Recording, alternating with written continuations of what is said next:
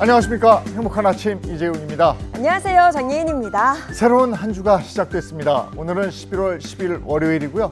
요즘에 날이 좀 춥고 이러니까 밖에 나가서 움직이고 운동하고 이런 거 못하겠다 하시는 분들 계실 텐데 그러다 보면 살쪄요. 네. 근데 이런 겨울로 가는 계절에 살을 안 찌게 다이어트에 도움이 되는 뭔가가 있어요. 네.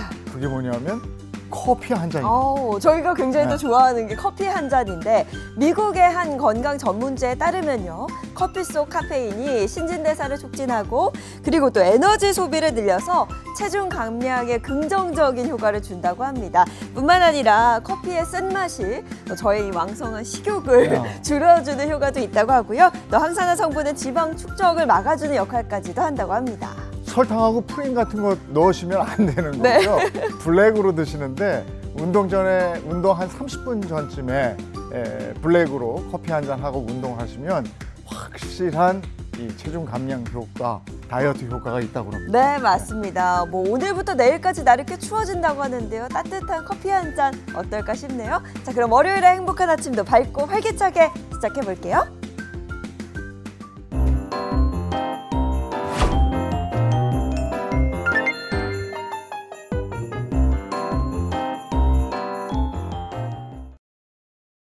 네, 새로운 한 주가 시작되는 월요일 아침에 어떤 소식이 들어와 있을까요? 모닝픽부터 시작하겠습니다. 손석구 평론가와 함께하죠. 어서 오세요. 안녕하세요. 안녕하세요. 첫 번째 모닝픽 어떤 겁니까? 네, 첫 번째 모닝픽은 4,000선 내준 코스피입니다. 네, 사상 최고가를 새로 쓰던 코스피가 한 주 만에 급격히 꺾였습니다. 자세히 좀 전해주시죠. 네, 지난주 국내 증시에는 그야말로 거센 태풍이 몰아쳤습니다. 미국발 악재들 때문에 코스피가 크게 흔들렸는데요. 월요일만 해도 이 에이펙 회의에서 나온 성과물들에 대한 호응으로 코스피가 4,200선을 넘어서기도 했는데 딱 거기까지였습니다. 5거래일 중 4거래일 동안 하락하면서 2주 만에 4,000선을 다시 내줬습니다. 지난 5일엔 이른바 검은 수요일이라고 불릴 만큼 낙폭이 컸는데요. 오전장에서 하락폭이 5% 이상 확대되면서 프로그램 매도에 제동을 거는 매도 사이드카가 발동되기도 했습니다. 자, 이렇게 하락폭이 컸던 이유는 외국인 투자자들이 주식을 대거 팔아치웠기 때문인데요. 지난주 내내 외국인 투자자들은 매일 순매도를 이어갔는데 순매도 규모 역시 갈수록 커지면서 지난 4일과 5일에는 코스피에서만 하루 동안 2조 원대의 주식을 순매도하기도 했습니다. 외국인 투자자들이 국내 주식을 대거 팔았다. 네. 근데 미국발 악재 때문이다. 구체적으로 어떤 미국발 악재가 있었습니까? 네, 미국 뉴욕 증시에서 AI 고평가 논란이 다시 불거진 건데요. AI 기업들의 주가가 너무 많이 올랐다는 인식이 제기된 겁니다. 여기에다가 그동안 내재돼 있던 차익 실현 매도 욕구까지 한꺼번에 분출되면서 낙폭이 컸습니다. 엔비디아, 마이크로소프트, 오라클, 메타, 팔란티어까지 AI 관련 대표 8개 종목의 시가총액이 지난주에만 8천억 달러, 한화로 1,160조 원이 증발했습니다. 이런 미장의 분위기가 우리 시장으로 고스란히 옮겨왔는데 우리 증시는 미장보다 그동안 상승폭이 훨씬 컸죠. 그러니까 같은 우려를 더 크게 반영하면서 장중에는 폭락에 가까운 하락세를 나타낸 것으로 보입니다. 여기에다가 미국 연방정부의 셧다운 사태가 40일 넘게 이어지고 있는 것도 시장의 불안 심리를 키우고 있는 요인으로 작용되고 있습니다. 뿐만 아니라 원달러 환율이 1,450원을 넘어서면서 외국인 투자자의 매도를 부추기고 있죠. 원달러 환율이 오를수록 원화의 가치가 떨어지기 때문에 외국인 투자자 입장에서는 환 손실이 커지기 때문입니다.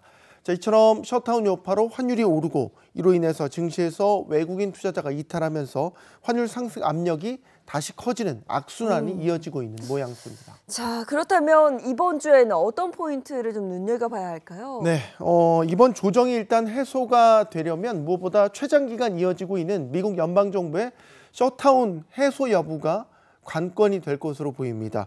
따라서 이번 주 증시의 흐름은 이 셧다운 해제를 두고 공화당과 민주당의 협상 진전 여부에 달려 있다고 해도 과언이 아닌데요. 양측이 긍정적으로 의견을 교환하거나 또 미니 약식 예산안에 합의를 하는 등의 모습을 보인다면 증시에는 호재로 작용할 가능성이 커 보입니다. 한편 국내 증시는 여전히 상승 추세가 살아있고 기업들의 실적 개선도 나타나고 있는 만큼 지금의 단기 조정이 저가 매수의 기회가 될 수 있다는 분석도 있습니다. 또 3차 상법 개정안이 증시 반등을 이끌 모멘텀이 될 가능성도 제기되고 있습니다. 네, 이번 주에 경제 이슈와 증시 흐름도 꼼꼼히 좀 살펴봐야 되겠습니다. 네. 다음 픽 전해주시죠. 네, 두 번째 모닝픽 B2 역대 최대입니다. 네, 아니 지난주 국내 증시가 크게 흔들렸다는 소식 저희가 방금 전해드렸는데 빚을 내서 투자하는 B2가 오히려 늘었어요? 네, 그렇습니다. 지난주 증시가 크게 하락했었던 이른바 검은 수요일을 기점으로 개인 투자자들이 이 빚을 내서 주식에 투자하는 이른바 B2의 규모가 사상 최고치를 기록했습니다. 증시 하락에도 지금 B2 열기는 식지 않았는데요. 금융투자협회에 따르면 지난 5일, 그러니까 수요일 기준 신용거래 융자 잔고는 25조 8,225억 원이었습니다. 이 신용거래 융자 잔고는 투자자가 증권사로부터 자금을 빌려 주식을 산 뒤에 갚지 않은 금액입니다. 그러니까 B2의 규모를 가늠할 수 있는 대표적인 지표인데요. 6일에도 신용거래 융자는 더 늘어서 또 한 번 사상 최고치를 경신했습니다. 최근에 B2 증가세에 또 눈에 띄는 부분이 있다면서요. 네, 그렇습니다. 바로 개인 투자자의 일반 현금 매수와 신용 매수가 엇갈리고 있다는 점인데요. 올해 4월부터 10월 말까지 개인 투자자들은 유가증권 시장에서 현금 매수로는 대규모 순매도를 지속했는데요. 신용 매수는 오히려 늘었습니다. 업종별로 보면 개인 투자자들은 10월 말까지 반도체나 자본재 등 수익률이 높은 종목을 일반 거래에서는 팔았는데 이 신용 거래에서는 이들 종목을 오히려 집중적으로 매수한 것으로 나타났습니다. 이는 시장 조정을 예상하면서 그동안 상승했던 종목을 매도해서 현금을 확보하려는 그룹과 또 반대로 큰 수익을 기대하고 차입 투자하는 그룹으로 개인 투자자들이 양분되고 있다는 분석이 나오고 있습니다. 네, 이렇게 B2 규모가 계속 늘어난 이유는 뭐라고 보세요? 일단 B2가 늘어나고 있는 거는 최근에 변동성이 커지고 있음에도 불구하고 결국에는 지수가 오를 것이다. 이 부분에 배팅을 하고 있다고 볼 수 있겠습니다. B2가 과열된 만큼 지금 후폭풍도 빠르게 번지고 있는데요. 지난 6일 기준 반대 매매 규모는 약 219억 원이었습니다. 올해 들어 가장 많았습니다. 반대 매매란 투자자가 증권사로부터 돈을 빌려서 주식을 매수한 뒤에 이 담보로 삼았다가 주가가 일정 기준 이하로 하락하거나 담보 가치가 줄어들게 되면 증권사가 투자자 동의 없이 보유 주식을 강제로 매도하는 것을 말합니다. 투자자 입장에서는 큰 손실로 이어질 수 있는 거죠. 특히 현재 신용융자가 이 자본재나 반도체에 집중돼 있다 보니까 주가가 하락할 경우에는 이 반대 매매에 따른 해당 업종 가격 하락이 크게 나타날 수도 있습니다. 전문가들은 빚으로 만든 랠리는 언제든 반대 매매 폭탄으로 돌아올 수 있다는 점을 경고하면서 상환 능력을 고려한 신중한 투자가 중요하다고 강조했습니다. 네, 빚으로 하는 투자는 기다리질 못하잖아요. 여유가 없잖아요. 그럼요. 그러니까 언제나 위험하다는 거 잊지 마셔야 되겠습니다. 자, 다음 픽은요. 세 번째 모닝픽은 집단 커닝 논란입니다. 집단 커닝, 이게 대체 어떻게 된 일일까요? 서울 이 Y대학교의 중간고사에서 집단 부정행위 정황이 발견돼서요 논란이 일고 있는데요. 생성형 AI를 가르치는 이 수업은 약 600명이 비대면으로 듣는 강의입니다. 인원이 많은 만큼 지난달 15일에 치러진 중간고사는 비대면으로 진행이 됐습니다. 온라인 사이트에 접속해서 객관식 문제를 푸는 방식이었는데요. 학교 측은 사전에 부정행위를 막기 위해서 응시자에게 시험 기간 동안 컴퓨터 화면과 또 손과 얼굴이 나오는 영상을 찍어서 제출하라고 요구했습니다. 자, 그런데 제출된 영상을 확인해 본 결과 부정행위 정황이 다수 발견된 겁니다. 일부 학생들에게서 시험 문제를 캡처하는 행위라든지 또 주기적으로 사각지대에 있는 다른 부분을 응시하는 행위 등의 부정행위가 확인됐고요. 또 부정행위 과정에서 AI를 몰래 쓴 것으로 확인된 경우도 있었습니다. 이 AI에 대해서 배우는 수업이에요. 그 중간고사 때인데 AI를 이용해서 부정행위를 했다. 600명이라고 그러셨는데 그중에서 몇 명이 커닝을 한 거예요? 실제로 이제 부정행위를 저지른 학생 수가 정확하게 알려지진 않았지만 한 수강생이 대학생 커뮤니티 게시판에 올린 양심 투표 결과를 보면요. 응답자 중 210명 이상이 커닝을 했다고 답을 했습니다. 자, 이걸 보면 최소 210명 이상의 부정행위를 저지른 것으로 추정을 할 수가 있겠죠. 이번 커닝 사태에 대해서 담당 교수는 이 적발된 학생들 중에 자수한 학생들에 한해서 중간고사 성적만 0점 처리하겠다고 공지를 했고요. 자수의 기회를 줬음에도 발뺌하는 학생은 학칙에 나와 있는 대로 유기정학을 추진하겠다고 밝혔습니다.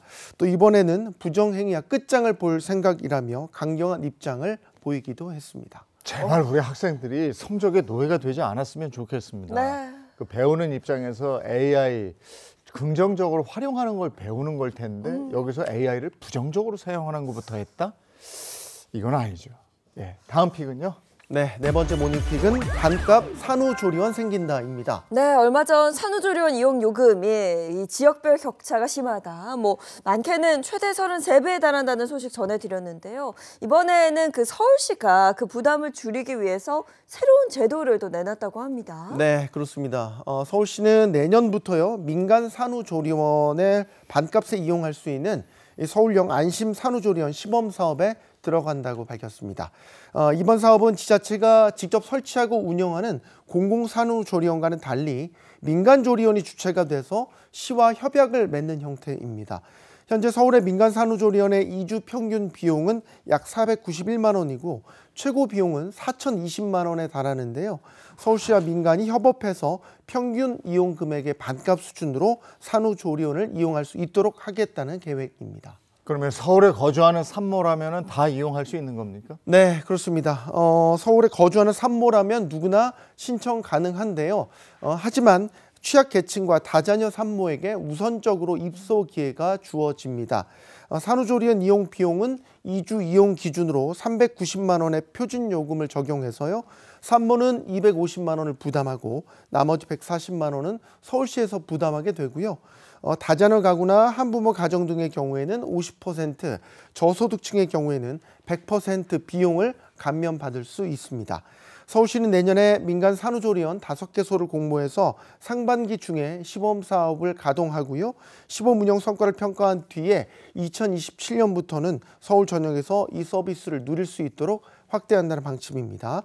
또한 서울형 안심산후조리원을 통해서 산모의 신체 회복뿐만 아니라 신생아 돌봄 역량을 높여주는 표준화된 산후조리 서비스를 제공할 예정이라고 밝혔습니다. 예, 산후조리원 비용이 꽤 높아서 망설이고 어떡하지 하는 분들 많았을 텐데 이게 도움이 되는 정책이겠네요. 네. 예, 자 지금까지 모닝픽 손수구 평론가와 함께했습니다. 고맙습니다. 감사합니다. 고맙습니다. 네, 이어서 오늘 날씨 알아보도록 하겠습니다. 문나는 기상캐스터 나와주세요. 네, 또다시 반짝 추위가 찾아왔습니다. 북쪽에서 밀려온 찬 공기가 아침 기온을 뚝 떨어뜨렸는데요. 경기 동부와 강원, 산간을 중심으로는 서리가 내리고 얼음이 얼 수 있겠습니다. 어제 서울은 아침에도 10.4도로 출발하면서 온화했지만 오늘 아침 서울은 5.9도로 출발했는데요. 전국의 아침 기온이 어제보다 4에서 8도 정도 낮은 겁니다. 갑작스러운 추위는 수요일 아침까지 이어지겠습니다. 오늘 한낮에도 기온이 크게 오르지 못하겠습니다. 어제 17.6도까지 올랐던 서울의 기온은 오늘 한낮에는 11도에 그치겠고요. 점심시간에 외출하신다면 외투는 필수겠습니다. 자세한 전국 기온 보시면 서울이 11도, 대전이 13도, 대구가 14도에 그치겠고요. 이맘때 가을의 기온보다도 낮겠습니다. 다만 하늘 표정은 좋습니다. 찬 공기가 구름을 밀어내 전국이 맑겠는데요. 전국에 불어오는 강풍에만 유의하시기 바랍니다. 내일 아침에는 오늘보다 더 추워집니다. 서울이 아침 3도, 파주 영하 1도, 대관령은 무려 영하 4도로 출발하면서 더 따뜻한 옷차림이 필요하겠습니다. 지금까지 날씨 전해드렸습니다.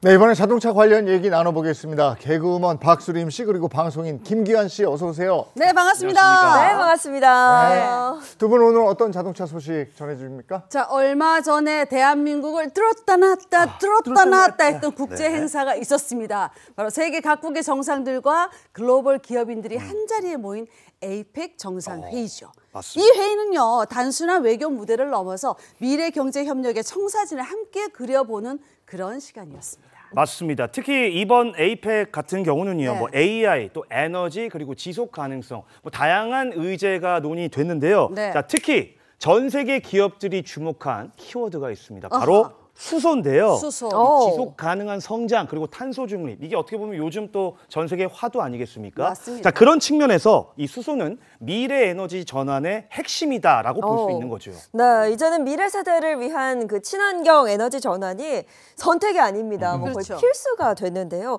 그렇다면 이런 흐름 속에서 과연 어떤 기업이 수소 비전에 대한 해답을 좀 내놨을까요? 자, 먼저 국내 자동차 기업 H사는요, 이 회의에서 모빌리티를 넘어서 사회를 위한 새로운 에너지를 주제로 수소를 활용한 미래 에너지 비전을 제시했습니다.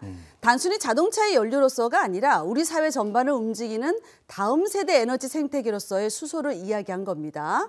자, 현장에 최신형 수소 전기차를 전시하고 수소 생태계의 원리를 보여주는 모형과 영상도 함께 공개했습니다. 네, H사는 또 이 전기를 생산하고 저장하고 이동 수산으로 활용되는 이 수소의 전 과정을 또 한눈에 볼 수 있도록 했는데요. 이 수소가 재생 에너지의 한계를 보완하고 또 탄소 중립을 앞당길 수 있는 핵심 역할을 할 수 있다. 이걸 아주 강조했습니다.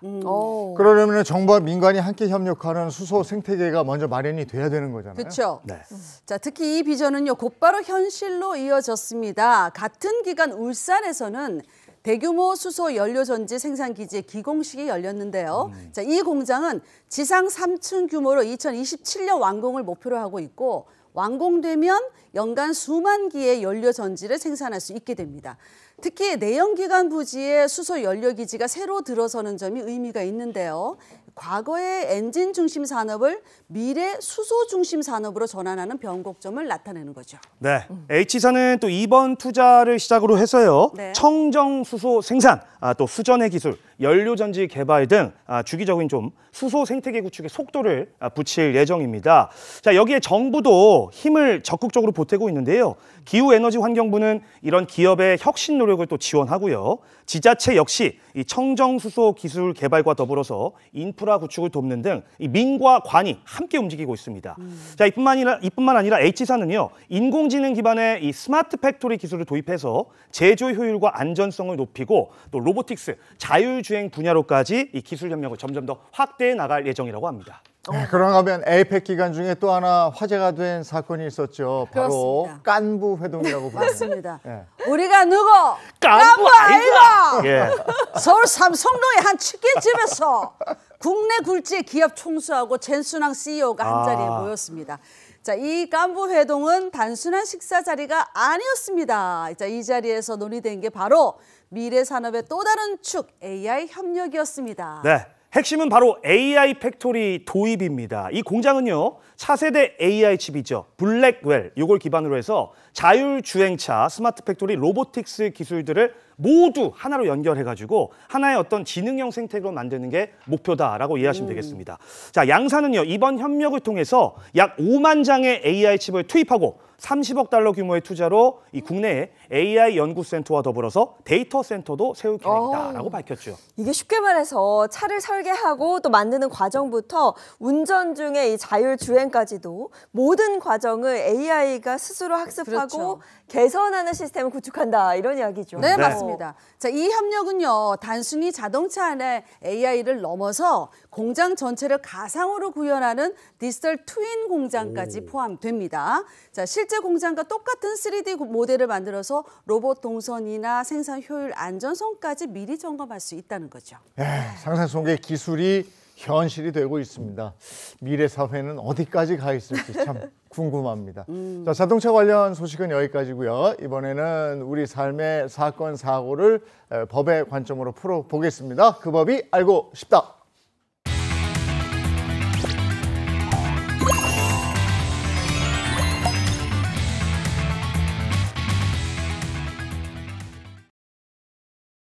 행복한 아침 함께하고 계신 지금 시각이 7시 49분을 넘어섰습니다. 이번에는 월요일의 고민 해결사 이호선 상담심리 전문가 어서 오세요. 안녕하세요. 반갑습니다. 네, 반갑습니다. 자, 그리고 이번에 월요일의 법률 해결사죠. 강성신 변호사, 임주혜 변호사 함께합니다. 어서 오세요.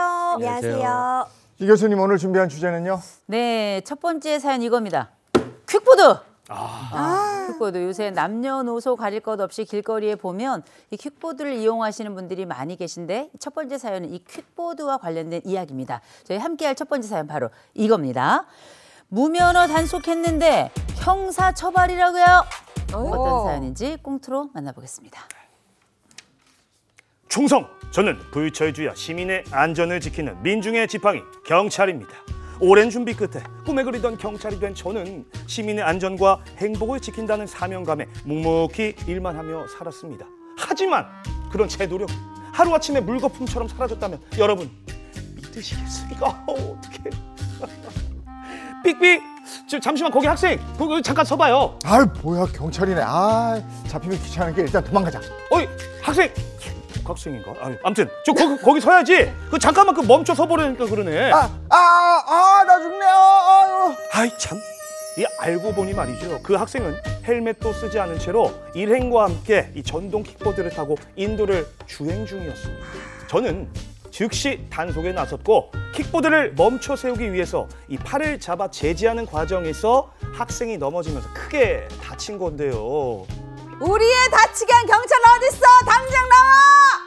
저 재용이 어머님 되시나요? 제가 재용이를 단속했던 경찰관입니다. 아니 우리 금쪽 같은 내 새끼 재영이는 그렇게 다치게 하고 아니 대체 어떻게 했길래 애가 저렇게 사경을 헤매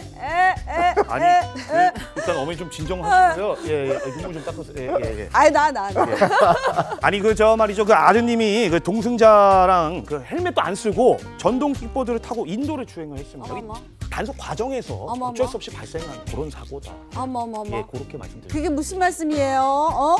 지금 금쪽같이 그 우리 금쪽이 과잉 단속을 해서 벌어진 일인데 이게 우리 재영이 탓이야 이게? 아니 저 이대로는 못 넘어가요. 이거 고소할 테니까 그렇게 알아. 우리 재영이.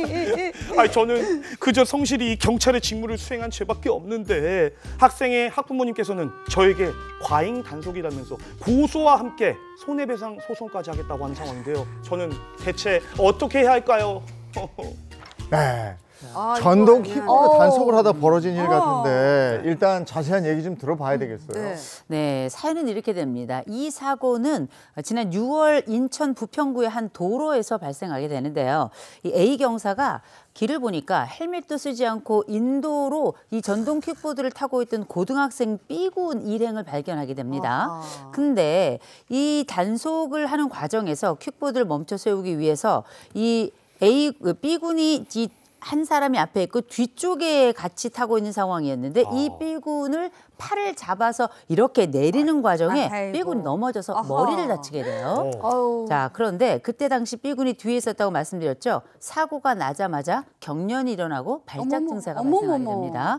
그래서 응급실로 급히 이송이 됐는데 검사 결과 외상성 뇌출혈과 두개골 골절 진단을 받은 거예요.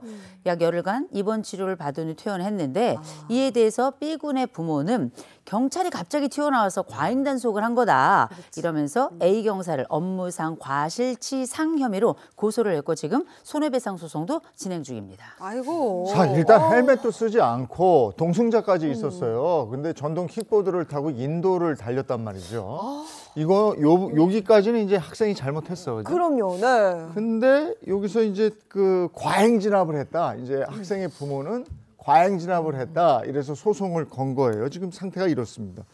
자, 그렇다면 세 분의 의견을 묻겠습니다. 학생의 잘못이 더 크다 생각하면 O, 진압이 과했다. 그러면 X 이렇게 들어주시면 되겠습니다. 하나, 둘, 셋, 들어주세요. 아이고 애매하네. 어. 아니 이게 엄마인 입장에서는 그치 우리 애가 잘못하긴 했어. 경찰도 봤을 때 잘못했어. 근데 너무 과하게 단속하다 보니까 애가 넘어져서 크게 다쳤어. 이거 경찰이 잘못한 것 같기도 하고 너무 과잉이잖아. 근데 애가 헬멧 안 쓰고 다닌 것도 이것도 우리 아들이 또 잘못했어. 이거 애매모호해요. 애매모호합니다. 중간이시군요. 이거. 애초에 잘 지켰다면 사실 단속 당할 일이 없으니까 이런 일도 없었을 텐데. 그냥 단속만 하면 되는데 너무 과하게 하니까 크게 다쳤잖아요. 아닙니다. 이거는 좀 객관적으로 보셔야 됩니다. 이건 무조건 옵니다. 학생 잘못이고요. 자, 생각해 보세요. 헬멧 안 쓰고 거기다가 두 명이 맞아. 동시에 킥보드를 맞아. 이게 타다가 말도 안 돼. 아들이 넘어졌어요. 생각하긴 했어. 경찰은요, 시민 안전을 위해서 단속한 죄밖에 없습니다. 물론 팔을 잡는 과정에서 좀 안타까운 사고가 있었습니다만은 이것도 어떻게 보면 좀 미필적 고의다. 저는 이렇게 생각합니다. 맞죠? 이 법률적 용어. 전문 용어 나왔어. 미필적 고의. 제가 들은 게 많아가지고. 그런데 지금 이제 우리 김기환 씨가 미필적 고의라고 하는 듣도 보도 달지 못하는 한자도 쓰지 못하는 그런 얘기를 했는데 일단 제일 중요한 건 고의가 아니었다는 거예요. 그렇죠. 이 경찰이 이 본인이 해야 될 업무를 수행하는 과정에서 이 다친 학생을 의도적으로 다치게 하기 위해서 어떤 행위를 했던 게 아니라 이걸 제지하고 안전을 확보하고 또 단속을 충실하게 하는 과정에 발생한 일이기 때문에 이렇게 하면 누가 일을 해요, 이거. 아니 그 소방관도 그렇고 경찰도 그렇고 군인도 그렇고 누가 일을 할 수 있겠습니까? 이거는 정말 중요한 답이 필요할 거라 저는 생각합니다. 네, 저는 이호선 교수님께 한 표를 던지겠습니다. 아주 안목이 좋아요. 아주 안목이죠. 이게 법적으로는 실제 어떻게 판단이 될지 궁금한데 지금 일단 이 학생의 부모가 경찰을 업무상 과실치상 혐의로 고소를 한 상황인데요. 이게 뭔지부터 좀 짚어봐야 될 것 같아요. 그 방금 말씀 나왔던 것 중에 일부러 그런 거 아니지 않느냐, 뭐 일부러 다치게 했냐. 근데 그거 상관없어요. 왜냐면 업무상 과실치상이라는 이 단어에 해답이 들어 있습니다. 과실로 상해에 이르게 했다. 근데 그거를 어떤 걸로? 업무상. 이제 이런 거거든요. 그래서 과실로 사람을 상해에 이르게 한 것도 범죄로 보겠다는 거예요. 진짜. 그리고 업무상 과실치상이면 업무상 그런 일을 했기 때문에 업무상 우리가 통상 주의를 기울여야 된 그런 범위를 넘어서 과실로 사람을 상해에 이르게 했다면 처벌을 하게 한다는 거거든요. 그래서 이거는 그냥 일반적인 과실치상보다도 더 무겁게 의유를 하고 있어요. 자, 제가 만약에 운전을 하고 이 스튜디오에 오다가 제대로 주의를 기울이지 않고 핸드폰 같은 걸 보다가 사고를 냈습니다. 그럼 이 경우에 상대방이 저한테 당신 업무상 과실치상 아니요. 제가 왜 운전이 업무죠? 저는 변호사인데요. 저는 드라이버가 제 직업이 아닌데요. 라고 해도 이거는 업무상 과실치상으로 의율이 돼서 더 중하게 처벌이 될 수가 있거든요. 왜? 업무상이라는 뜻은 꼭 내 직업을 의미하는 것만은 아니에요. 내가 사회적으로 반복적으로 이 일을 하고 있었으면은 그게 업무상 주의를 당신이 기울여야 된다 이런 의미를 부여하고 있는 거기 때문에 우리가 일반 운전자일 경우에도 나는 꼭 직업이 운전자가 아닌데 왜 나한테 업무상 과실치상으로 죄를 묻는 거지라고 하실 수 없으니까 특히나 주의를 기울이셔야 돼요. 아니 그래서 지금 X가 정답이라는 겁니까? 어려워요. 모르겠어요. 사실관계를 더 봐야 될 것 같아요. 사실 이건. 아니 근데 이게 솔직히 경찰 입장에서는 말이죠. 좀 억울할 수 있겠다라는 생각이 듭니다. 그럴 수 있죠. 일한 거잖아요. 그리고 불법 그 전동 킥보드 단속한 거 아닙니까? 맞아요. 맞습니다. 그럼 얘기 좀 해주세요. 맞습니다. 예. 지금 사실 경찰관 입장에서는요 너무 억울할 수 있습니다. 결국 이번 사건은요 정당한 공무집행이었냐 아니면 과잉 단속이었냐 이 부분이 쟁점인데 상당히 애매한 부분이 있습니다. 일단 불법으로 전동 킥보드 타고 있는 이 행위 자체는요 위법성이 분명히 있죠. 이걸 단속하는 것은 경찰관의 업무에 해당하면 분명합니다. 그러니까 본인이 어떤 정당한 업무를 수행하는 과정에서 발생한 건 맞는데 이 과정에서 좀 과도하지 않았냐, 사고를 유발하지 않았냐가 쟁점이 되는 거죠. 실제로 유사한 사례가 있었습니다. 2019년도에 대구에서요. 한 고등학생이 오토바이를 폭주족과 함께 위험천만한 주행을 했던 겁니다. 중앙선도 넘나들고 신호도 무시하고 하다가 경찰관이 이제 이를 제지하면서 단속을 위해서 따라붙기 시작한 거죠. 그랬더니 이 고등학생이요 당시에 미끄러져서 부상을 입는 그런 상황이 너무 위험천만하죠. 저거 정말 싫어.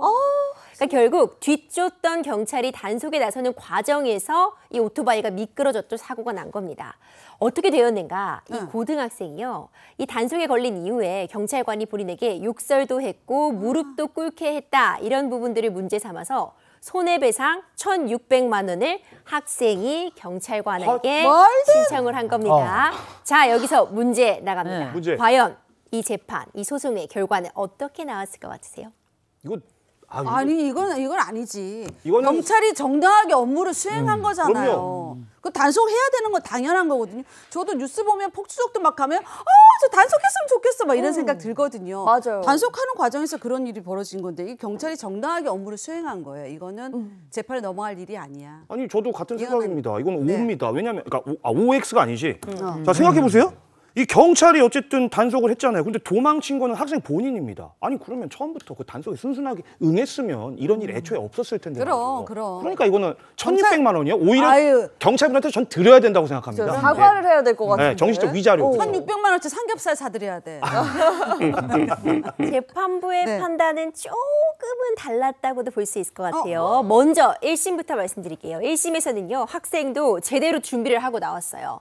먼저 멈추라고 정지 방송을 크게 하지도 않았고 그래. 경찰도 위험천만하게 주행을 하면서 따라왔기 때문에 사고를 유발했다라고 맞섰지만요. 네. 1심에서는 학생 패소했습니다. 오. 그러니까 1심은 경찰관 분의 손에 들어준 거죠. 그러니까 경찰은 정당하게 공무집행을 했다 이렇게 본 거 아닙니까? 1심에서는 그렇게 봤는데요. 근데? 2심에 가서의 판단은 조금 달랐어요. 앞서 이 경찰관이 당연히 이건 정당한 공무집행 범위에 들어감은 분명해 보입니다. 네. 위험천만하게 오토바이를 주행하고 있었고 이를 단속하는 것이 경찰관의 역할은 맞는데 이제 멈춘 다음에 단속한 다음에 욕설을 한 행위에 대해서는 이건 정당한 공무집행 수준을 넘어섰다고 본 거죠. 그러니까 욕설 부분에 대해서는 결국 벌금 위자료 20만 원이 인정이 됐습니다. 그러니까 1,600만 원이 인정된 것은 아니고 극히 그보다 일부, 그러니까 20만 원 정도가 인정이 됐지만 어쨌든 정당한 공무 집행의 범위를 넘어서는 행동은 해서 안 된다는 부분을 확인했다는 점에서는 의미가 있을 것 같고요. 네. 아무리 정당한 단속을 하는 과정에 있어서도 과잉한 행동은 해서는 안 된다는 그런 판례가 선례로서 남은 것이라고 평가 가능합니다. 네, 정리해보자면 결국 뭐 단속 자체는 정당했지만 뭐 욕설을 한다거나 그런 말 한마디 태도 하나가 문제가 될 수도 있다는 이야기인데 근데 이렇게 되면 단속하는 입장에서는 막 조심스러워서 그럼 뭐 모두 말도 못하고 학생 여러분 여기 이렇게 멈추세요. 하시면 안 돼요. 예, 잡을 이쪽으로 수도 오세요. 없고 이쪽입니다. 예, 이것도 이렇게 너무 할 수 힘들 것 같긴 합니다. 그러면요 변호사님 실제로 업무상 과실치상이 인정되는 그런 경우는 어떤 경우일까요? 사실 이 우리 사연에서 보자면 그 팔을 잡아가지고 이게 넘어져서 다친 그런 경우잖아요. 그럼 이 경찰관 분의 입장에서 한번 생각을 해볼게요. 사실관계를 좀 더 들여봐야지 저도 좀 판단이 가능할 것 같은데 네. 예를 들어서 이 학생들이 거의 멈춰선 상황이에요. 그래서 팔을 잡아도 큰 문제가 있지 않겠다라고 생각을 하고 잡았으면은 사실 주의 의무를 다 했다고 볼 수 있겠죠. 맞아요. 근데 정말 빨리 가고 있는데 그거 팔을 막 낚아채가지고 예, 이런 정도의 상상이었으면은 제가 봤을 때는 과실이 있다고 볼 수 있지 않을까 이렇게 생각이 들고 사례를 한번 들어드릴게요. 네. 자, 어느 식당입니다. 그 식당 같은데 만약에 물기가 바닥 같은데 있으면 조금 미끄러울 수 있잖아요. 그렇죠. 그래서 한 어머니가 딸을 데리고 식당에 가셔가지고 밥을 먹으려고 하다가 딸이 넘어졌는데 그 딸을 구하려다가 본인도 넘어져가지고 심정지 막 뇌진탕 이런 되게 중상을 입었어요. 두 번째 사례는 네. 목욕탕에 있었는데 목욕탕도 좀 미끄러울 수가 있지 않습니까? 그렇죠, 바닥 같은 당연하죠. 게. 목욕탕에서도 마찬가지로 목욕을 하러 갔다가 좀 미끄러져가지고 좀 골절상 같은 경우를 골절상을 입은 경우를 우리가 들 수가 있는데 자, 이 경우에 어떤 경우에 업무상 과실치상죄로 인정이 됐을까요? 문제 나갑니다. 저는 그 심정지를 겪었던 고깃집? 네, 그거는 진짜 큰 사고가 그렇죠. 아닐까 싶어요. 그래 고깃집에 물기가 있으면 안 되잖아. 그럼 그건 식당에서 알아서 다 정리를 해야 되는 그런 상황이잖아요. 물기가 맞아요. 있으면 안 되게. 그러니까 보세요. 자, 이것도 사실관계를 정확히 봐야 된다는 거예요. 우리가 그 CCTV 같은 거를 봤을 때 그냥 단순 다쳤다는 결과만으로 판단을 할 것이 아니라 방금 말씀하신 것처럼 식당에 물기가 써야 없었어요. 되는데. 만약에 없었는데 그냥 단순히 손님이 그냥 가다가 넘어졌어. 혼자 넘어졌어요. 그러면 이거는 사실 업주 측한테 과실을 물을 수가 없겠죠. 맞아요. 근데 그 목욕탕 사례가 실제 사례인데 이 경우에는 업무상 과실치상죄가 인정이 됐습니다. 업주 측에. 그래요? 왜 그런 거 하니 네. 목욕탕이 미끄러운데 늘 그렇죠. 이 미끄럼 방지 시설이 제대로 되지 않았었는데 여탕에는 그게 돼 있었는데 남탕이 안 돼 있었던 거예요. 그러면 좀 그럴 수 있겠네요. 그럼 충분히 이 목욕탕 업주 측에서는 미끄럼 방지 시설을 해야지 사람들이 미끄러지지 않겠구나라는 걸 인식할 알고는 수 있었다는 있었잖아요. 거죠. 예측할 수 있었잖아요. 그러니까 여탕에 설치를 한 거잖아요. 남자는 안 미끄러지나요? 그건 아니잖아요. 근데 남탕에 그게 설치가 안 돼 있었기 때문에 그걸 근거로 해서 당신은 주의 의무를 제대로 기울이지 않았다. 업무상 과실치상 때 인정이 된 사례입니다. 그러니까 그 업주가 네. 얼마나 주의를 기울였느냐, 그렇지 않았느냐 이건데 그런 기준으로 판단을 내린 건가 보죠. 그렇죠. 이게 이 업무상 과실치상이라는 것이 애매할 수 있어요. 대법원에서는 판단 기준을 두 가지로 일단 보고 있는데 첫 번째는요. 예측 가능성입니다. 이런 상황을 예측할 수 있느냐인데 예를 좀 들어볼게요. 네. 우리 김규환 씨가 네. 사회를 너무 재미있게 보는 거예요. 그렇죠. 맞아요. 청중들을 압도하다가 너무 재미있게 사회를 봐서 예. 관객들이 막 웃다 기절을 한 거예요. 이유를 했어요? 실제로 그런 사례가 있었습니다. 배꼽 빠지고 뭐 이런 분들이 있었어요. 그건 맞아요. 네, 맞아요. 그러니까 예를 들어보자면 그럴 경우에 내가 이렇게 사회를 잘 보고 재치 있는 농담을 해서 상대방이 기절할 것까지 예측을 할 수 있었는가. 법적으로 보자면 이건 예측 가능하지 않다고 볼 것 같아요. 근데 첫 번째가 그 기준이고요. 두 번째는요. 과연 이 사고를 예방할 수 있었는가 피할 수 있었느냐입니다. 내가 주의를 다 했어도 이 사고를 막을 수 있었겠는가가 쟁점이 되는 건데 내가 선량한 관리자의 주의 의무를 다해서 내가 맡은 바 이 업무를 수행함에 있어서 주의를 다 기울였음에도 불구하고 일어날 수 있는 사고였다. 이건 피하기 어려웠다라고 한다면 업무상 과실치상이 인정되지 않습니다. 결국 충분히 예견할 수 있었고 막을 수 있었는데도 내가 최선을 다하지 않았는가가 쟁점이 된다. 판단 기준이 된다고 볼 수 있습니다. 근데 어쨌든 경찰관이나 소방관이 내 업무를 수행함에 있어서 자꾸 이렇게 소송이 걸리고 막 이러면 골치 아파요. 일하는데 굉장히 위축될 것 같아요. 맞아요. 네. 그러면 나중에 수갑 던져주고 차입니까? 자, 다음 주제는요. 알아서 차. 네, 두 번째 주제입니다. 요즘 왜 상품이나 티켓들 많이 SNS를 통해서 구매하시죠? 네. 그리고 나서 요거를 가지고 있다가 되파는 일명 되팔이 이게 굉장히 유행인데 이 되팔이와 관련된 논란 이게 두 번째 사연입니다. 저희 함께할 두 번째 사연 바로 이겁니다. 합법적 용돈벌이라고요. 상품 되팔이 논란. 이제 어떻게 된 건지 꽁트로 먼저 만나보시죠. 여러분, 피켓팅이란 말 혹시 아시나요? 티켓을 그야말로 피 튀기게 예매한다고 해서 팬들 사이에 붙여진 신조어인데요. 저 역시 제가 좋아하는 아이돌 행복보이즈 콘서트를 보기 위해서 피켓팅을 시도했지만 좌석 하나 잡는 게 왜 이렇게도 힘든지 결국 전 쓰지 말아야 할 방법을 쓰고 말았습니다.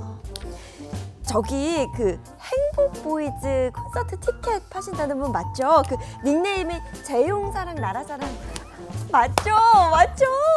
재용 얘기만 들어도 콘서트 날짜가 10일 맞으시죠? 네네. 좌석은 그때 말씀드렸던 것처럼 K열 11번 요거 맞죠? 확인하시고요. 맞아요. 이번에 콘서트 무대가 돌출형이라서 우리 재용 오빠 모공도 보일 만큼 무대랑 너무 가까워요. 어떡해. 진짜 너무 감사드려요. 네네. 근데 그럼 티켓 가격이 10만 원 맞죠? 어머나 세상 이게 말이야 막걸리야 세상에. 아니 세상 물정을 몰랐던 너무너무 모르신다. 행복보이즈 첫 콘서트 이 콘서트 좌석도 이렇게 좋은데 150만 원 주셔야죠. 잠깐만요. 150만 원이요? 아니 콘서트 티켓 정가가 10만 원인데 이게 어떻게 150이 돼요? 아니 세상 이런 법이 어딨어요? 어딨긴 여기 있죠. 아니 그렇게 티켓팅을 잘하셨으면 되잖아요. 구매 안 하실 거면 다른 분에게 팔아야 되니까 빨리 가세요. 저기요. 정말. 이거 불법인 거 아세요?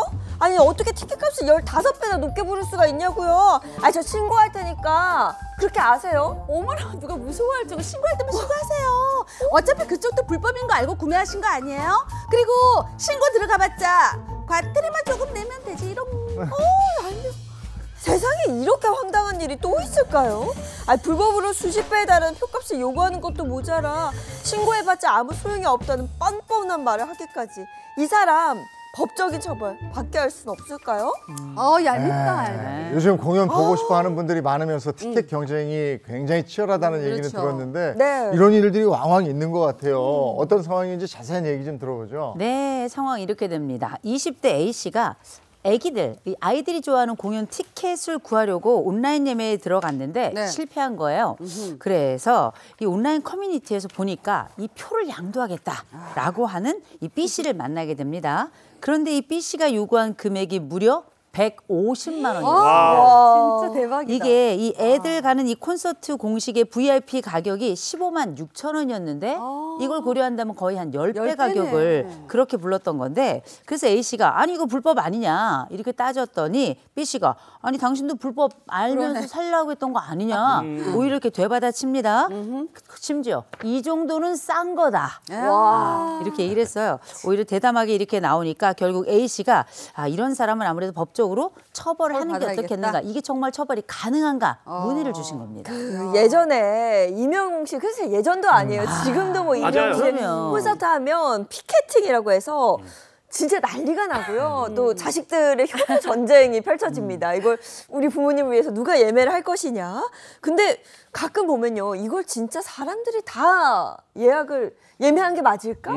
뭐 이런 생각이 들기도 하는데 실제로 안표상들의 수법이 그렇게 다양하다고 합니다. 그렇죠. 저도 그 효도 전쟁에서 매번 실패를 맛보거든요. 그거를 해보려고 해도 간신히 들어가면 대기가 뭐 3만 5천 명 뭐 이렇게 나와요.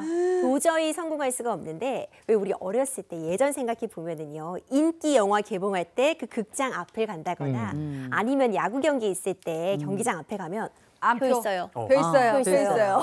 맞아요. 이런 분들 계셨잖아요. 네. 그런데 요즘은요. 그렇게 오프라인에서 표 있어요가 아니라 나죠. 다 온라인상에서 이루어집니다. 이제 SNS라던가 아니면 중고거래 장터에서 이 암표 거래가 교묘하게 이루어지고 있는 겁니다. 그럼 이들은 어떻게 표를 확보하는 것이냐. 네. 우리가 아무리 열심히 클릭해도 되지 않는 게 매크로 프로그램이라는 걸 사용하는 겁니다. 이 매크로 프로그램이라는 건요. 내가 이렇게 한번 손으로 이렇게 누르고 있을 때 와다다다다다다다다다 누를 수 있는 기계인 거예요. 그걸 어떻게 이겨? 그러니까 인간의 힘으로는 도저히 이 매크로 프로그램을 따라갈 수 없는 거죠. 없죠. 심지어 요즘에는요. 이 암표 거래뿐만 아니라요. 이 매크로 프로그램 자체를 판매하는 일까지 성행을 하고 있다고 합니다. 어떡하니. 매크로 프로그램은 근데 사실 전문가들의 영역 아닙니까? 근데 이걸 실제로 일반인들이 다룰 줄 안다는 말씀이세요? 그렇죠. 이 매크로 프로그램이라는 게 사실은 어떤 수식 같은 거를 써서 와다다다다다다 누를 수 있게 만들어주는 그런 장치인데요. 네. 실제로요. 이 매크로 프로그램을 본인은 한 9,000원 정도에 사서 이걸 훨씬 비싼 값에 일반인들에게 팔아서 이 페이지를 통해서 예매를 하면 너도 쉽게 예매할 수 있다. 이렇게 판매를 해서 무려 3억 원이 넘는 이익을 챙겼던 일당이 붙잡히기도 했고요. 요즘은 이런 암표 단속이 굉장히 엄격해서 쉽게 표를 사고 팔 수도 없거든요. 아이디 아예 옮기기라고 해서 너의 아이디로 표를 옮겨주는, 아예 넣어주는 그런 일들까지 성행하고 있다고 합니다. 이렇게 수법이 와다다다다다다 이렇게 교묘해지는 이유가 결국은 처벌이 쉽지 않다 이 뜻 아니겠습니까? 처벌. 이 처벌이 참 문제예요. 예전에 이런 행위를 경범죄 처벌법으로 이렇게 다뤘거든요. 네네. 근데 그 법에 뭐라고 되어 있냐면 나루터나 경기장에서 웃돈을 주고 되파는 행위라고 돼 있어요. 나루터.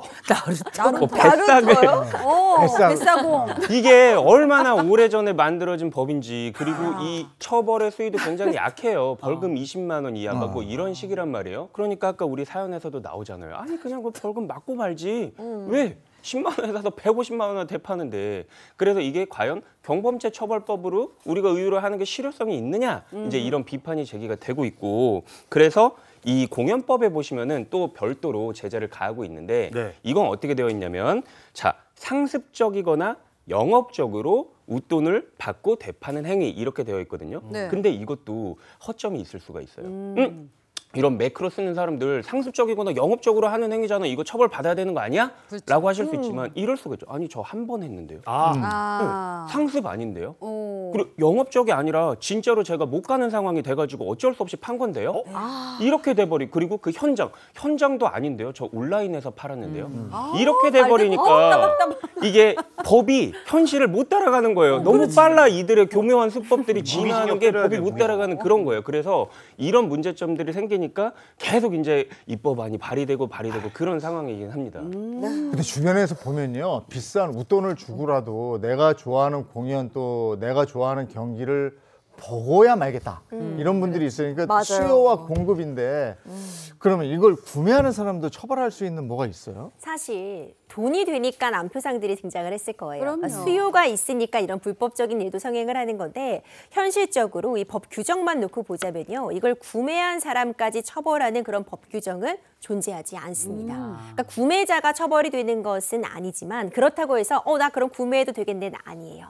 온라인에 검색만 해봐도요. 이렇게 암표 구매했다가 금전적으로 손해봤다. 사기당했다는 글 정말 많습니다. 실제로 배달이 되어서 티켓이 왔는데 2025년도 크리스마스 티켓 구매했는데 2026년 쓰여 있는 거예요. 그러니까 아주 조악하게 위조해서 판매를 하기도 하고요. 아니면 애초에 두 명에게 동시에 팔아버려서 한 명은 들어갈 수 없게 만드는 그런 경우들도 있거든요. 그런 피해는 또 고스란히 구매자에게 돌아온다는 점 꼭 유념하셔야겠습니다. 근데 이거 진짜 제대로 된 처벌이 좀 이루어져야 될 것 같아요. 이렇게는 안 될 것 같은데요? 그래서 그 말씀드렸다시피 이 어떤 행위가 이 암표에 포함이 되느냐 이 포섭에 대한 개정도 있지만 처벌 수위가 지금 강화되고 있어요. 처벌 수위가 강화되고 있으니까 더 우리가 유의를 하셔야 되고 그리고 이런 거 있을 수 있습니다. 자, 매크로 프로그램 같은 거를 써서 진짜 제가 뭐 가수예요.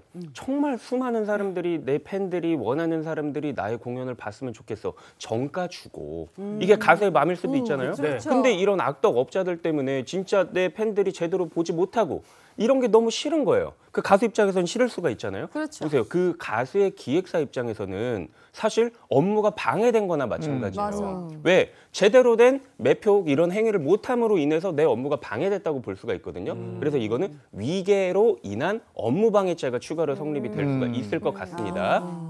즉, 이 매크로 자체가 속임수라는 거죠. 속임수로 이 우리 그 공연의 주최 차측을 속여가지고 이러한 어떤 행위를 했다라는 거는 업무를 방해한 것이다라고 볼 수가 있을 수가 있겠고 근데 이것도 한 가지 문제점이 있을 수 있어요. 아까 말씀드렸던 것처럼 구매자에 대한 처벌은 아니라는 거예요. 그렇잖아요. 이거는 구매자의 어떤 업무를 방해한 거라고 보기는 조금 어렵기 때문에 이 부분은 여전히 숙제로 조금 남아있습니다. 근데 요즘은 공연 티켓뿐만 아니라 그러니까 가수나 아이돌 팬들을 위한 그 굿즈 상품도 되게 많이 난리죠. 그렇죠. 근데 이거를 노리고 소위 업자들이 싹쓸이 해가. 아하. 싹 다 가져가서 이걸 판매하는 팔아. 거야. 이거 법적으로 처벌 가능하지 않나 이것도? 요즘 이런 일 많습니다. 네. 요즘 아이돌 팬덤들이 여러 가지 상품들을 이제 구매하는 그런 일들이 있는데요. 이런 굿즈샵에서 벌어진 일입니다. 이 무인 굿즈샵이 있었는데 이제 인형을 파는 거예요. 그 아이돌과 관련된 위시돌이라고 해서 인형을 판매하는 건데 이제 무인 자판기라고 하니까 한 중국인 관광객이 와서 싹쓸이를 해가지고 원래는 보통 오프라인 매장이라고 하면은 저거. 1인당 뭐 2개 이렇게 구매를 제한해 놓고 있는데 이 통이었네. 위시돌을 통으로 사가는 거죠. 웬일? 이걸 보고 SNS를 통해서 난리가 난 겁니다. 오히려 정가로 잘 구매하려고 했던 정말 팬들이 이걸 구매하지 못하는 일이 발생을 했는데 이 국내에는 물가 안정화에 관한 법률이 있습니다. 생필품이나 국내 경제에 이제 영향을 줄 수 있는 이 핵심적인 물품에 대해서는 이런 매점 매석 행위를 금지하는 그런 규정이 있지만 이런 굿즈 상품 같은 경우에는 별도로 이런 내용들이 적용이 되지 않겠죠.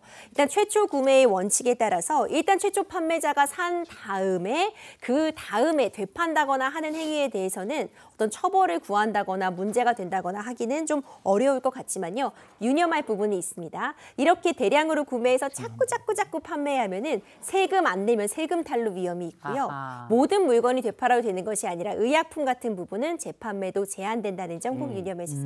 네. 중요한 부분입니다. 그 일반인들이 이런 거 봤을 때 어떻게 해야 돼요? 간단하게. 일반인들을 네. 봤을 때 네. 억울하잖아요. 제가 진짜 어떤 피해자가 될 수도 있고 이거 신고하실 수 있어요. 신고를 하실 수 있는데 공연 및 프로스포츠 암표 통합신고 누리집이라는 곳을 운영하고 있기 때문에 여기에 강력하게 신고를 하셔가지고 여기다 신고하면. 진짜 뭐 내가 이 공연 보고자 했고 이 예매했었는데 내가 제대로 못했다라는 부분 특정해서 신고하실 수가 있고 그다음에 이게 정치권도 계속 제도 개선에 나서고 있다고 말씀드렸잖아요. 그 암표 근절법이라는 그 국민체육진흥법 일부 개정안이 발의가 됐거든요. 그래서 이게 뭐냐면 그냥 여태까지 했었던 제재에 한하는 게 아니라 이런 거 있습니다. 신고자에게 포상금도 지급을 해요. 그리고 부당 이익을 몰수하거나 추징할 수 있는 조항을 신설했기 때문에 내가 이거 해도 어차피 이익금은 그대로 남겠지라는 생각은 버리시길 바랍니다. 알겠습니다. 오늘 그 법이 알고 싶다. 여기까지 하겠습니다. 고맙습니다. 고맙습니다.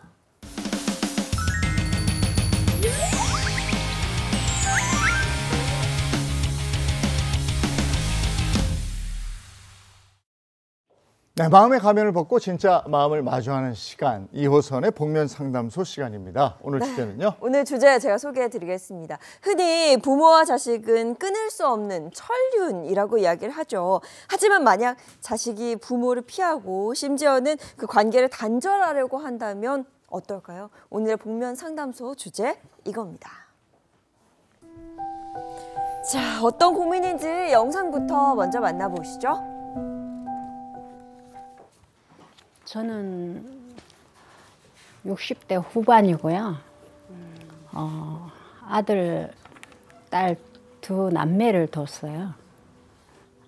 저하고 딸하고 사이가 안 좋거든요, 지금. 그리고 자꾸 엄마를 거부를 해요, 딸이.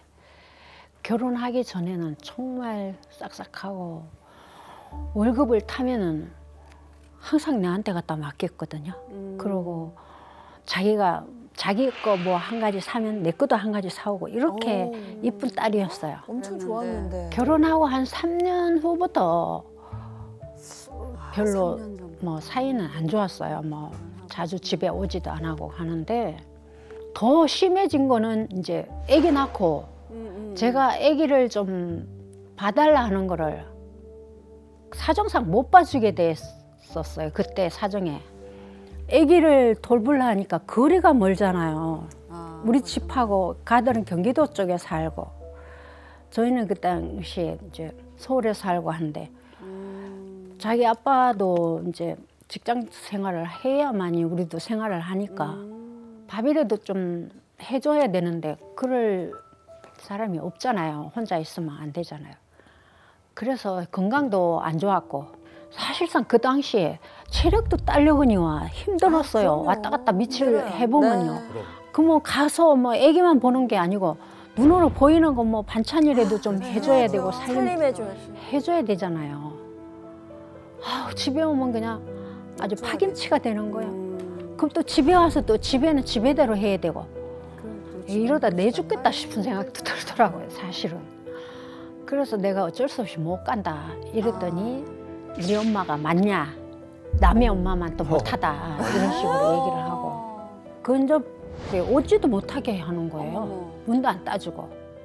그러더니만 지금까지 점점 뭐 외면을 하고 엄마를 안 보려고 하고 전화를 하면은 끊어버리고 손주까지 보내도 안 해요, 우리 집에.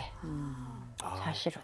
지금 3년째. 그래서 그때부터 아주 딱 돌아서 가지고 그냥 남대하듯 하는 거예요, 엄마를. 그래서 제가 왜 저래 변했지 이러면서 좀 괘씸한 생각도 들고 참 이런 일이 남한테 말도 못하고 정말 고민입니다. 엄마 입장에서 굉장히 힘들었을 것 같은데 딸은 또 딸 입장에서 나도 힘들었다 이거죠. 그래서 그때부터 엄마하고 굉장히 관계가 소원해졌는데 요즘에 황혼 육아 때문에 이런 일을 겪는 집들도 많을 것 같아요. 그렇죠. 이게 이제 최근에는 그냥 단순한 문제가 아니고요. 가족의 거대한 전쟁이 돼버렸습니다. 근데 생각해보면 우리가 황혼 육아가 왜 이렇게 먼저 많아졌는가부터 잠깐 말씀을 드리면 일단 자식들이 너무 귀해요. 내 자식들을 진짜 대학 보내고 뭐 이렇게 하는 과정까지 정말 전심을 다해 키웠기 때문에 이 아이들이 먼저 귀하고 두 번째로는 애들이 일단 결혼을 잘 안 하려고 했는데 그나마도 결혼을 하니까 고마운데 요새는 또 맞벌이 하잖아요. 맞벌이 하는데 내 아이도 귀하지만 손주 금쪽값보다 더 귀한 다이아몬드 그 이상인 손주가 태어났어요. 어떻게 안 봐줘요? 거기다가 요새는 부모들이 안 봐준다는 집들이 좀 있잖아요. 그럼 무슨 일이 생기냐면 요새는 역빈둥지라는 게 생겼습니다. 역빈둥지라는 게 우리가 빈둥지 들어보셨죠? 빈둥지. 그렇죠. 빈둥지라는 게 내가 키웠던 아이들이 떠나갔을 때 그 엄마가 떠난 자리를 보면서 눈물을 뚝뚝 흘리는 그런 모습을 우리가 일종의 부모 우울증이라고 부르는 걸 빈둥지라고 부르는데 이 빈둥지 증후군이 요새는 역으로 부모들은 아이들이 딱 결혼하고 나면 만세를 불러요. 이제 빨래 끝. 이제 그렇게 얘기를 하는데 아이들은 왜 우리가 떠난 것에 대해서 부모가 슬퍼하지 않는가. 아이 뭐야. 그 또 여빈. 하나 더 나아가서 우리가 성장해서 우리를 귀하다고 얘기했는데 우리가 낳은 더 귀한 아이들에 대해서 왜 조부모들이 이들에 대해 관심을 보이지 않고 봐주지 않는가. 이런 것에 대한 강력한 호소들을 모아서 제가 역빈둥지라는 이름으로 지었거든요. 이런 현상들이 지금 나타나면서 사실상 이 육아와 관련된 전쟁이 세대 전쟁으로 막 벌어지고 있는 상황입니다. 저 같은 경우도 시어머님이 아이들 너무나도 지금 한 9년째 케어를 해주시니까 마음 놓고 편하게 방송을 하고 있잖아요. 너무 감사한 일이잖아요. 근데 보통 보면 딸 입장에서는 친정엄마 아플까 봐 애를 못 맡기겠대. 우리 엄마가 아프고 늙는 거 싫어. 이런 생각들을 하고 있어요. 근데 여기 사연자의 따님 같은 경우는 엄마는 당연히 내 애를 봐줘야지. 손주를 봐줘야지. 맞아. 이런 생각으로 딱 부탁을 했는데 엄마 입장은 너무 힘들어. 내 몸도 안 좋고. 그러니까 아이고 나 힘들다 이랬더니 왜 거절해? 내 생각을 왜 엄마는 이렇게 무시하지? 거절하지? 거절이라는 표현을 했거든요. 이건 어떻게 받아들여야 될까요? 이게 생각해 보세요. 네. 자식들이 성장할 땐 부모가 건강했어요. 그래서 이 자식들은 부모가 어떤 방식으로 통증을 가지고 있고 이제 그 노화를 경험한다는 걸 잘 몰라요. 매일 보는 사람들의 노화를 우리가 어떻게 할 수 있겠습니까? 맞아요. 그리고 부모들은 자식들에게 내 통증에 대한 속사정을 잘 말하지 않는단 말이에요. 네. 그렇게 서로 잘 모르는 상황에 자식 입장에서 특별히 딸 입장에서는 내가 처음으로 낳는 아이이자 동시에 요새 사실 젊은 층들이 몸들이 그렇게 튼튼하지만은 않습니다. 그렇다 보니까 지금 상황이 어떻게 첫 번째 너무나 절실해요. 그렇죠. 너무나 절실한데 내가 생각했던 내 부모는 당연히 내 아이를 봐줄 줄 알았어요. 그렇죠. 가장 당연한 일이었던 겁니다. 그런데 가장 처참하게 거절을 당했죠. 이거는 엄청난 좌절 경험입니다. 근데 너무 당연했다 생각했던 것들이 너무나도 예상치 못하게 거절의 방식으로 나타났기 때문에 이건 단순히 서운함을 넘어서 이건 약간 배신감으로 가요. 근데 이게 개인적인 배신감으로만 끝나는 게 아니라 당연히 이 아이를 낳은 내 딸은 내 남편 곧 이 내 사위와 함께 같이 아이를 낳으면 우리의 육아는 엄마가 도와줄 것이다라고 한 예측을 했을 거예요. 남편에게도 면목이 없겠죠. 네. 거기다 이런 육아, 황혼 육아를 하지 않는 데에는 내 아버지는 왜 내 어머니를 독려하지 않는가. 내 아버지에 대한 배신감. 이건 뭐냐면 내 본연의 원가족에 대한 총체적인 좌절과 총체적인 미움이 함께 이 자리에 들어가 있는 거라 이게 단순한 공식으로 끝나지 않습니다. 아이고. 그리고 지금 이거 사연을 보시면 그냥 전화를 몇 통 안 받는 정도가 아니라요. 집에 문을 일단 안 따준다 그랬죠. 그리고 손주도 안 보여준다고요. 집에 보내지도 않는다고요. 이거는 그냥 잠깐 좀 멀어졌다 이런 서운함을 넘어선 걸로 보이거든요. 이런 걸 이제 감정 처벌이라고 불러요. 내 마음이 상했어? 그러면 나는 이 상한 마음을 통해서 너에게 어떤 방식으로 혹은 당신에게 혹은 너희들에게 어떤 방식으로 내가 마음이 상했다는 것을 보여줄 것인가. 요걸 상대방이 가장 간절했던 부분을 가위질하는 거죠. 이거 너무해요. 좀. 그러면 참 이게 어색하고 어렵고 불편하고 그리고 심지어는 굉장히 섭섭함을 넘어서 상호 간의 큰 마음의 배신감이 갈 수 있는데 생각해 보세요. 사랑은 하나의 에너지인데요. 이 뜨거웠던 그리고 당연하다고 생각했던 사랑이 돌아서면 그 사랑처럼 두렵고 차가운 건 없습니다. 맞아요. 지금 이제 이게 부모 자식 간에 뭐 이럴 수 있느냐 생각할 수 있겠지만 부모 자식 간에도 그럴 수 있어요. 우리가 보통 부부도 경쟁하고 형제도 경쟁하는 것처럼 부모 자식 간에도 서로 간에 필요한 부분들을 서로 경쟁하기도 하고 채워주기도 하고 혹은 뭐 나란히 가기도 하고 벌어지기도 하고 이러면서 우리가 숱한 세월을 같이 가족으로 살아가게 되는 건데 네. 문제는 위기 상황에 닥쳤을 때 가족이 나와 함께 해줄 거라고 하는 게 굉장히 중요한 전제예요. 이게 혈연의 전제인데 지금 이 딸 입장에서는 사랑이 돌아선 이유 그 기본적인 서운함이 이제는 배신감까지 가게 선 이유는 뭐냐면 혈연이 당연히 해야 될 것이라고 하는 기본 전제가 무너졌단 말이에요. 무너졌을 때 상대는 나에게 사랑의 이름으로 다가왔다고 얘기했었지만 이 말은 거짓말이었고 내 인생의 가장 어려운 순간에 돌아선 당신은 나에게는 이제 적이 된 거죠. 그러니 나에게 이런 아픔과 상처와 좌절을 준 사람에게 가장 간절한 건 뭐겠습니까? 손주라고 하는 또 다른 이어진 혈연이에요. 이 혈연이 더 간절한 걸 알고 있기 때문에 때문에 이걸 아이를 보지 못하게 심지어 뭐 사위를 못 보게 혹은 며느리를 못 보게 이런 방식으로 하는 건 내 감정에서 기인한 거기 때문에 이런 걸 우리가 감정처벌이라고 부르죠.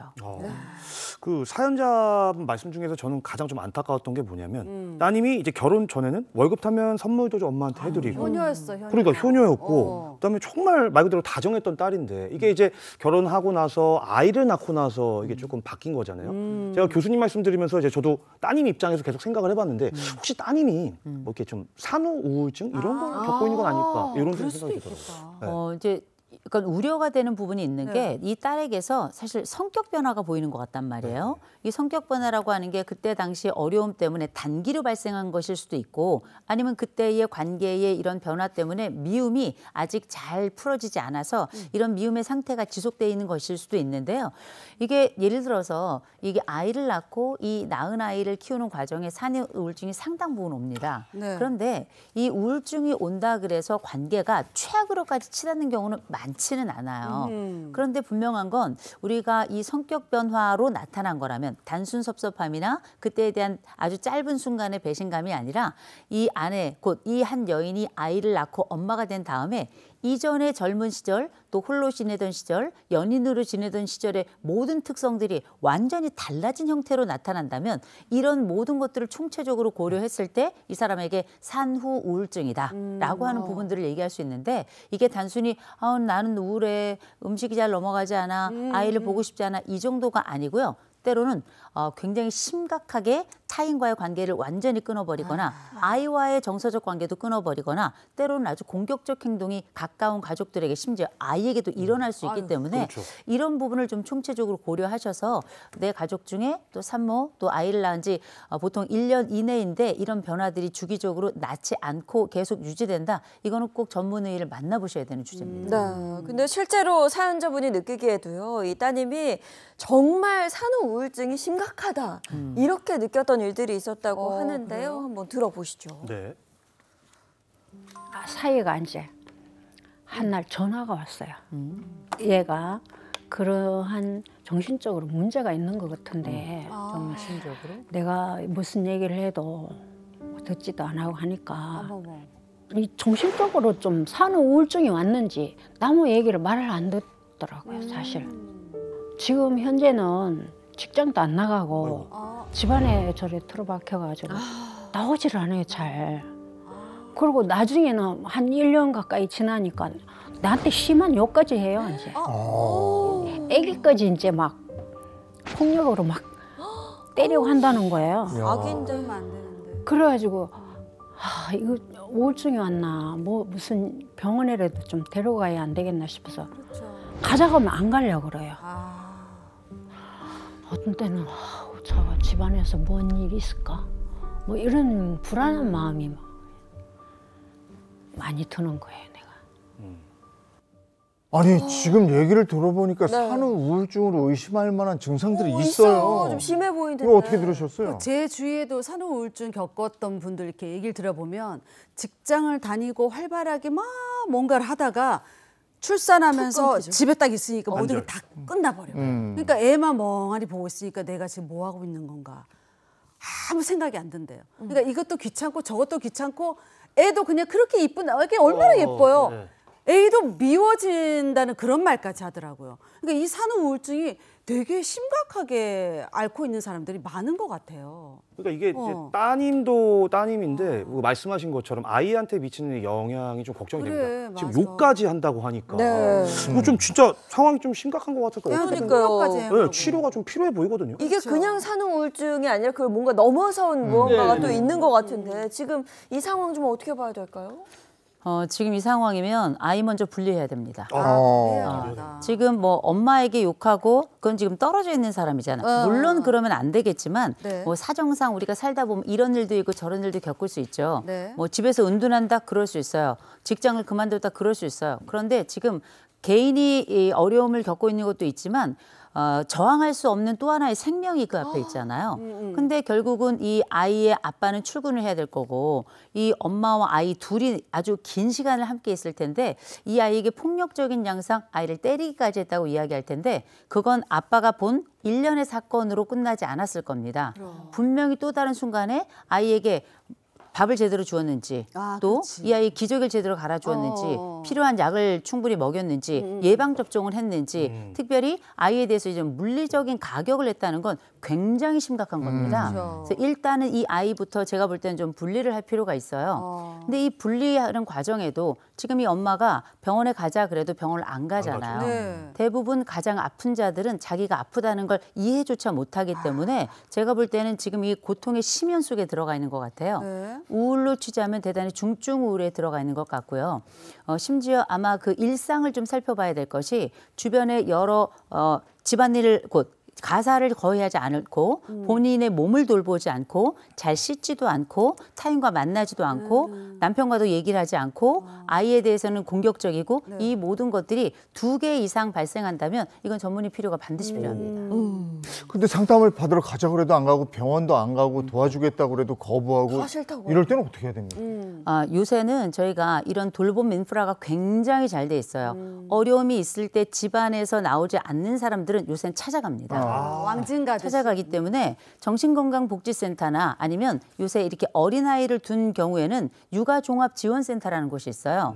정신건강복지센터도 그렇고 육아종합지원센터도 그렇고 여기서는 다 방문 상담을 갑니다. 방문 상담을 가는데 이 상담을 가서도 그 사람들을 만나는 게 쉽지는 않지만 이 전문가들이 한 번 가고 끝나지 않고요. 여러 번 찾아가면서 계속 얼굴 노출하고 관련된 이야기를 통해 접촉의 방법들을 잘 알고 있어요. 그러니 너무 염려하지 마시고 일단 나머지 가족이 전화부터 하셔야 됩니다. 전화하시고 또 한 가지는 사실 이게 가족이 함께 하기가 어려운 상황이 있어요. 이럴 땐 그 또래 중에 같이 아이를 낳은 분들이 있을 겁니다. 그렇죠. 그 아이를 낳고 그전부터 친분이 있던 사람이 있다면 무작위로 아이를 데리고 같이 한번 놀러 가고 그렇게 가까이 그리고 가장 일상적이고 그리고 늘 친분이 있던 안심이 되는 사람을 통해서 함께 세상과의 접점을 좀 시작하셔야 될 게 이거 남편이 못 도와요. 그리고 어머니도 돕기가 어렵습니다. 한계가 있다는 얘기예요. 그래서 가족이 최선을 다하는 것도 굉장히 중요하겠지만 일단 전문가들의 도움을 직접적으로 요청하셔서 정기적인 방문을 통해서 아이도 일단 돌봄 곧 안전하게 보호해야 되고요. 이 엄마도 당연히 일상 속으로 또 돌아와야 되니 도움을 좀 요청하셨으면 좋겠고 특별히 가까운 지인들이 있다면 건강하고 또 눈썰미가 좋은 지인들을 통해서 이런 도움을 좀 청해봤으면 좋겠습니다. 그렇다면 교수님 지금 사연자분이 가장 원하는 건 예전에 그 살가웠던 딸로 다시 돌아오는 관계 회복 이 부분이거든요. 좀 어떻게 하시면 좋을지 마지막으로. 네, 우리 사연자께서 지금 딸이 옛날의 딸로 돌아오기를 기대하시는데 그거는 한참 기다리셔야 됩니다. 이건 지금 어머니가 잘못해서도 아니고요. 그렇다고 뭐 이 딸이 못나서도 아니에요. 딸이 지금 아픕니다. 아프기 때문에 환자의 관객에서는 먼저 환자가 아니라 일상적인 건강을 회복한 다음에 그 다음 단계로 가셔야 되니까 첫째, 서두르지 마세요. 서두르지 마시고 두 번째, 만나게 됐을 때 이 아이에 대한 사랑과 무엇보다 아이, 손주 굉장히 중요하지만 딸에 대한 사랑을 많이 표현해 주셔야 됩니다. 이 딸이 가지고 있는 엄마와의 좋은 관계에 대한 기억은 사라져 있는 게 아닌데 지금 그 방향이 좀 틀어져 있는 상태거든요. 딸의 정서적인 상태가 또 정신적인 상태가 어느 정도 회복된 다음에 나타나셔야 됩니다. 갑작스럽게 내가 그 사랑을 전하겠다, 내가 너와 함께 하겠다라고 갑자기 등장하게 되면 이 딸이 오히려 더 숨어들 거예요. 그리고 본인 스스로 시간이 지나면서 또 부끄러움과 이 분노가 나도 모르게 또 차올라서 또 다른 관계, 좋지 않은 관계로 들어갈 수 있거든요. 어머니 조금 멀리 떨어져 계셔야 됩니다. 그랬다가 사위를 통해서 정보를 계속 받으시고요. 그리고 이 정보를 받으시면서 딸의 회복이 어느 정도 됐다 싶을 때는 아주 멀리 이를테면 뭐 문자, 그다음에 뭐 편지 이런 식으로 보이지 않는 곳에서 접촉해서 한 걸음씩 다가가는 방식으로 그렇게 아이와 함께 손을 잡고 그 아이가 걸어가는 지점까지 안고 있다 기다가 손을 잡고 앞으로 걸어가고 나중에 뛰고 달리고 하죠. 그 어렸을 때 그 여정처럼 그 환자의 치유 과정에 천천히 함께 하셨으면 좋겠습니다. 근데 먼저 아이 상태를 파악해야 되겠어요. 그리고 저 따님 치료 상담을 해야 되는 거고 단기간으로 보지 말고 좀 긴 시각으로 문제를 해결해 보셔야 됩니다. 오늘 고맙습니다. 고맙습니다. 네, 지난 주말에는 날이 좀 포근하다 했더니 오늘은 또 기온이 갑자기 뚝 떨어집니다. 오늘 날씨 중요한데요. 문단영 기상캐스터 나와주세요. 네, 오늘 아침에는 옷차림 든든하게 챙겨주셔야겠습니다. 하루 사이 기온이 뚝 떨어졌는데요. 북쪽에서 밀려온 찬 공기 때문에 현재 서울의 기온은 6도로 한 자릿수를 보이고 있습니다.